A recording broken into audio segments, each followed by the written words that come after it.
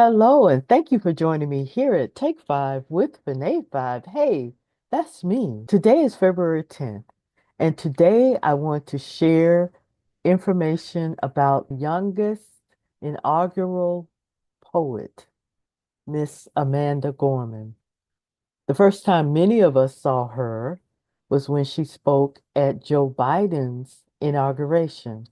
What a dynamic speaker she is, poet, activist. Take a quick look. Amanda Gorman, welcome back to the News Hour. Thanks for joining us. Thanks for having me. So you are a Los Angeles native. You live in the Pacific Palisades.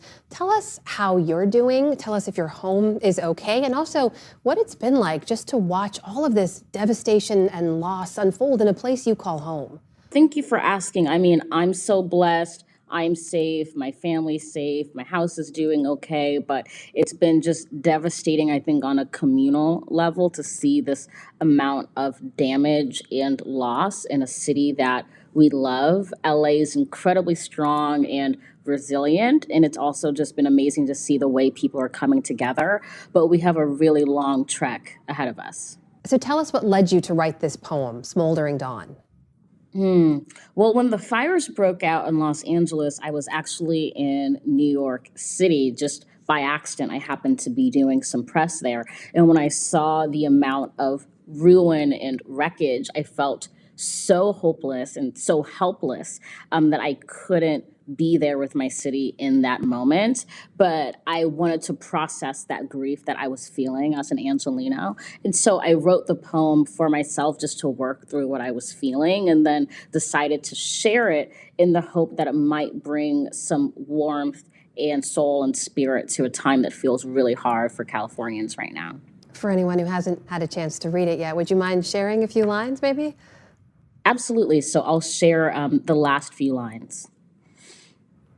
Today we mourn, tomorrow reborn. We end the burning, befriend the hurting, mend those who face the flame. We reclaim our city's name, a revelation that only this place tells. To find our angels, all we need do is look within ourselves.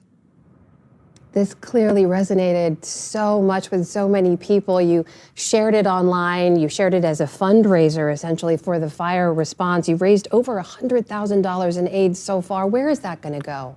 Well, I was so happy to be able to use this poem just to do my small part. And it's going to go to the California Fire Foundation, which supports firefighters and their families and people impacted by fires in California. And so the amount of response that I got to this poem, raising over those course of just a few days, was amazing. But there's also so many other ways that Angelinos in the country are showing up by volunteering, donating, giving their time and their resources. So across the board, it's been really heartwarming. Thank you for joining me here at Take Five with Feb 5. Be blessed.